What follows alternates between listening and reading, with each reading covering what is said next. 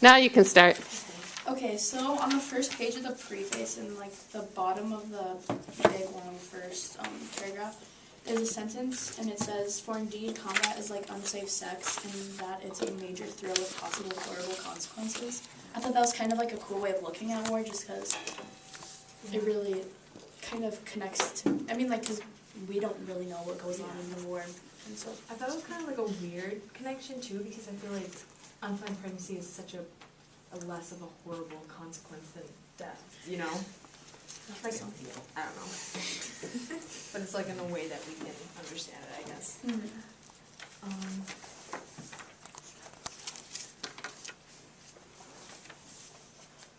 You can tell he's more of like he's not your typical writer, because he uses very relatable things and a lot of different metaphors. Yeah. I really feel like that he like asterisks and like puts it down below, like so I know what's actually like when he's talking about like guns and stuff. I'm like, I don't know what that is. And it tells us. That's actually really helpful. That was like really weird when he was like, it started out as like a background, and then just got straight to, oh yeah, my friend just got shot, and I'm like seeing to him at night trying to know him, and I was like, that really got into it quick. I think it like kind of, it feels like certain parts are escalated really quickly, but at the same time he's writing it, and it says that he's writing it the way he remembers it. It's like that, so it makes sense like why he wrote it like that, but Like it's bouncing around and everything. yeah, it's confusing because he goes from talking about like being in like Vietnam and stuff like that, and has like little experiences there, and then he goes from, I grew up in Oregon, Yeah. I fished with my grandpa, And he's then he like, talks about like, I you killed need to someone. be spiritually connected if you're going to war and stuff like that. I was in Oregon, then I was in Hong Kong, Yeah. in Sydney. So that was weird.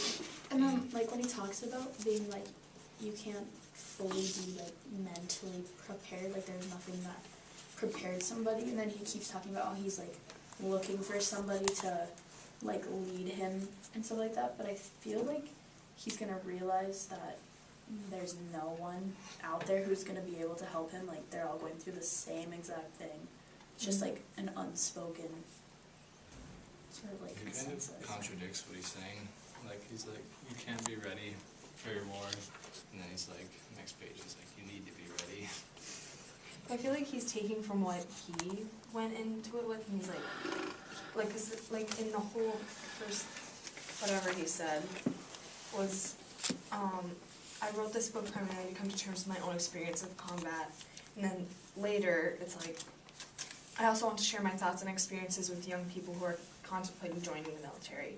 So he's like trying to tell them how, like, you can't fully prepare for it, but realize that, like, go into it with, however he said, like, rituals, or trying to be spiritually connected to it some way. Like, try to connect yourself with it so you're more prepared for it. Well, I'm sorry, you go. Well, like, towards like the third and fourth chapters, you start like relating it to like the Parzival story, and then like Bushido and everything, and how Bushido trains the Japanese instead of just fighting, they do like meditation, require like a couple hours of meditation, trying to like mentally prepare them, Or like, physically prepare or them. like how you'd have to like bury your the people that you killed. Like he said that it would be a good idea for like the military generals to take a time like after the battle is done or whatever. Yeah, that time he said a few like Bible quotes from whatever. He's like, let the dead bury their dead and all that stuff. That was the only like 2 pages, and he said like 2 or 3 Bible quotes, and that's all that came up from that. Yeah, like how they should bury like the enemies that they killed. And I'm trying to find the I think that would cause a lot of controversy. like on page 79. It's like, lest these dead, our former enemies who have played out their part, hurled against us by the forces that hurled us against them. Bless us who live, whose parts are not yet done, and who know not how they shall be played. Forgive us if we've killed in anger or hatred. Forgive them if they did the same. Judgment is yours, not ours. We are only human. Like that's what the general would say after they buried their.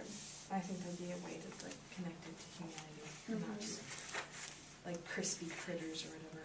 Yeah. He stated.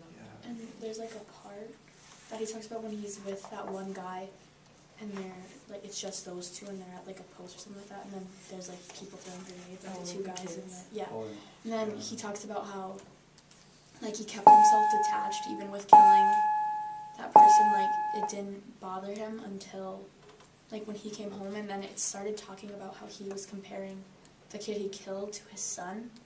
Because they were like the same ages. Yeah, and that was like, I don't know, I guess I feel like no one would want to think about something like that, but he went there, and I feel like once you go there, you can't go back thinking about that. When, like, they're younger, like 18 to 22, that's why the or the United States like picks that age group, because they're not yet like connected spiritually or haven't had that experience. But then the older he gets, the like he finds empathy in himself to connect things like that. Well, like after when he was reflecting on his, when he killed that 18-year-old, he was talking about like when his wife brought him to like therapy, and they were like forcing him to like talk to the people he killed and how terrible that was, because he was starting to realize that what if that was like his own kid, or what if Yeah. that was his friend's kid? And then that like triggered like his PTSD, and then he had to go from job to job because he was just like crying all the time. He couldn't get through the day. And I think another thing, like, as he gets older, you can tell, like, he has a different mindset, because he was super young when he was in Vietnam too, like, I think he was around, like, 22 or something like that. But when he explains about, like, other soldiers, he's always like, those kids, and stuff like that, like, I think some people don't realize that, like, yeah, you're 18, you're legally an adult, but you're not still really, a kid, like, I don't know, it kind of makes it more, like, I don't want to say human, but a little more, I don't know, I can't think of it. Like on page 42, it's like, could I empathize like this when he's talking about how he said crispy critters or whatever, could I empathize like this while up in the airplane? Unlikely. Empathy comes with years, and most fighters are very young. This is why politicians and generals need to see these kids as their weapons and use them with care and consciousness. Ideally, I would hope that in spite of the adrenaline, I'd at least stay conscious of terrible sadness while I burn these people, but burn them at good. Like, he's trying to like warn the young soldiers going to battle that they need to be conscious of what they're doing. Like on page 40, he explicitly said, I didn't kill people, sons, brothers, and fathers. I killed, in quotations, crispy critters. Like at the time, you only see them as people. Yeah, he would categorize them as inhuman. So There it was is- easier to kill them. There is another quote in here. You have them. On page Better 30, you, really. on page 30, he said, when he was talking about killing the soldiers, he'd say, take that, you choose any name that describes anything but a fellow human. Yeah. So he didn't see them as people, he seen them as just nothing. Yeah, that's- That's one of the things that he comes to realize. He talks a lot about, while he's there, they're the enemy. That's it. No more, no less. They're the enemy. They can kill him, so he's got to kill them. But then as he gets older, as Cleo was saying, his empathy grows and he realizes that these were people and it's just people. And he also talks about how people ask him how he felt killing someone. And he says at the time it wasn't someone. It was just, like I said, an animal, basically. It was like a drag. Exactly. And so it's different with every person and how they feel the guilt and remorse and also the sadness. And that he kind of builds up at that the guilt is expressed in different ways and is felt in different ways. And I think that's kind of a cool way to see things. Yeah, it's weird to see his change of emotions too, because in one part of the book he's talking about when he kills people, he like feels pleasure of it. Yeah, that was, yeah, like there were two contradicting points about that, kind of, like, a ways before, I think you're talking about the part with the crispy critters and like the, yeah, in there, but one of the things before that is how he got angry when he saw people were breaking over the hill and were like breaking through their front line, and people over in command were cheering and saying, yeah, but he got angry almost because people died, but also because they didn't see it.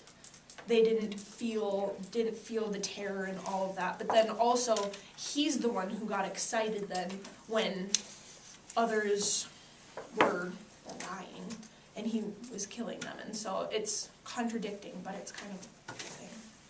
Yeah, towards like the end of page 50, when he was at the therapy, he was saying that it not only triggered extreme PTSD emotional symptoms such as constant unstoppable crying, but also crystallized on my enduring problems with the war of guilt. Did I really need to apologize? He was talking about, did I really need to apologize for what I did or what I'm doing like right now? You know, he didn't feel bad back then, so why should he apologize for something he did back then? Because it was, like you said, it was his job to go over to Vietnam and serve. And the quote that Camille brought up, but burn them I would. That part, I think it holds a lot of weight, because now he's talking about how he has more empathy, more realization for that people are people. But the fact that he would still do it, I think that brings him more peace than even he realizes, because it's what you have to do. If you could go back, would you change that choice?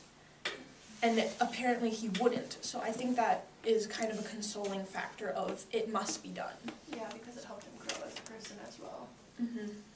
Because since they're thrown into it so young, because the government's like, well, they don't have a life anyways right now because they're so young, he didn't really get that choice, and now that he's older, he's looking back on what it taught him, even if he regrets parts of it. Exactly.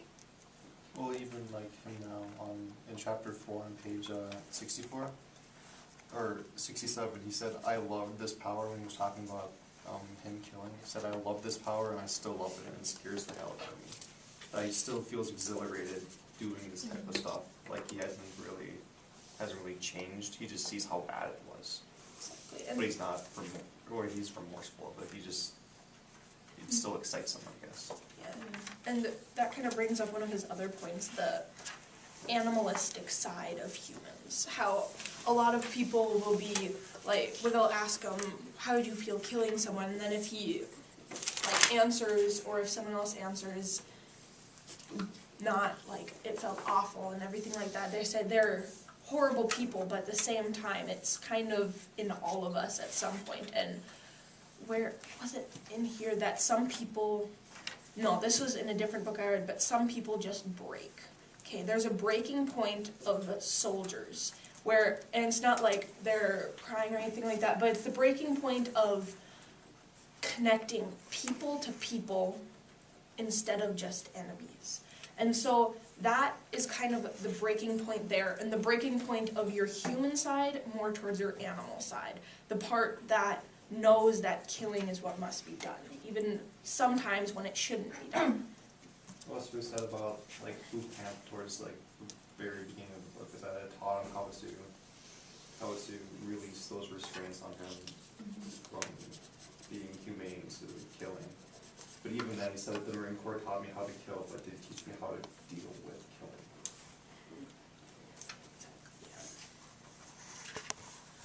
Also, thought it was really weird when on page 18 they were talking about like drone strikes, and it said killing people in Iraq and Afghanistan with drones and commuting to and from their homes like any other commuters.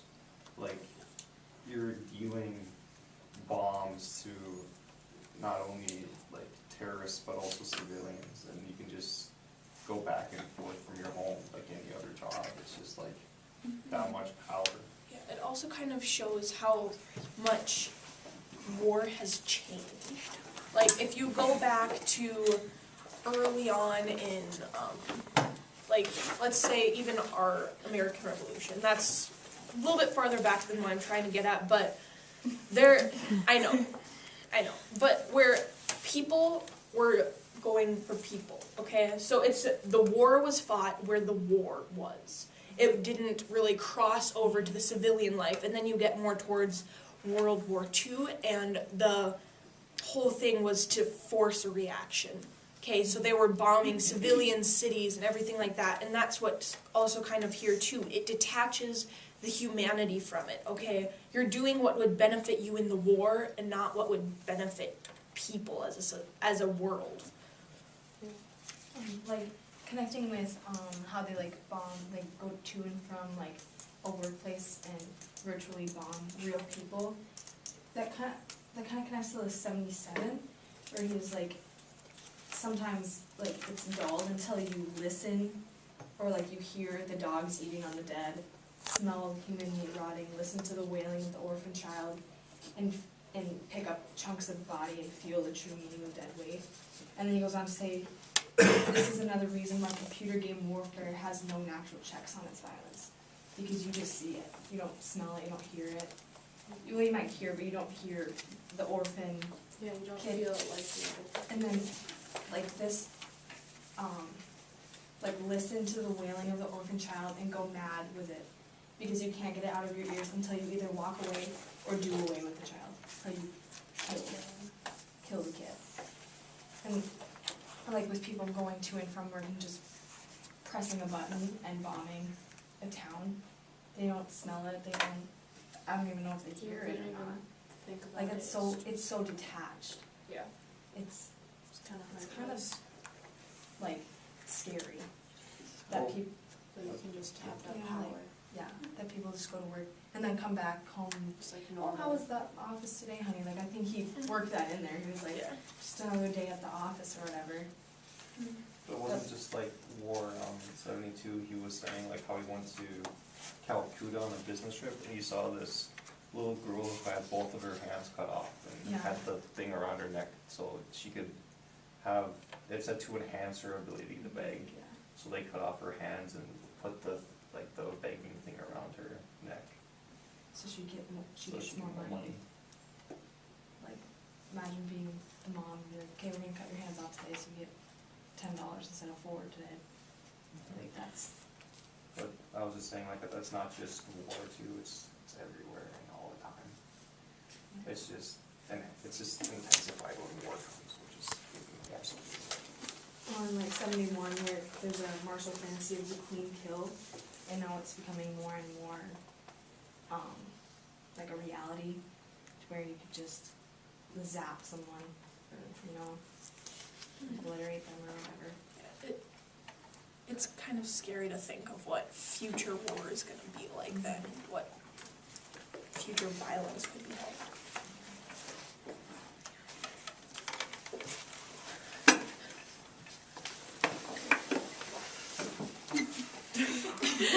Did anybody get like really grossed out when they were talking about that one kid that he asked like, why is this kid never talk anymore? And then he was like, yeah, back then he shot like this one Vietnamese soldier and like blew out his spine, and then he went to go pray or take a leak or something and came back and just shot him in the head when he was in there thinking about like evacuating him.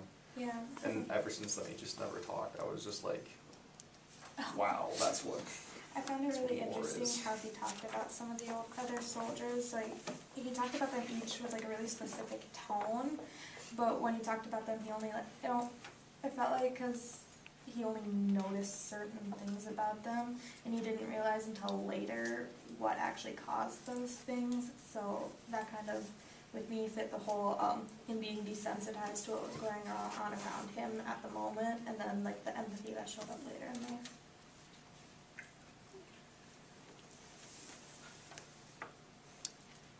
I was also really interested in like, because he talks a lot about like napalm or like the phosphorus stuff that they use. He talks a lot about how they burned everyone and they just set everything on fire, which is not something that I thought about, because then he starts talking about like wanting to do all the clean killing, and if he could go back, he wouldn't have used something like napalm and stuff like that because of the horror and how just gross it was.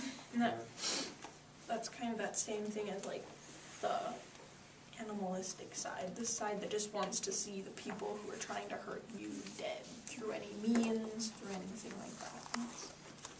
It's sad, but now at least now he realizes what awfulness that was. Yesterday was like President's Day and they had like a whole bunch of documentaries on like Vietnam and stuff, and one of the guys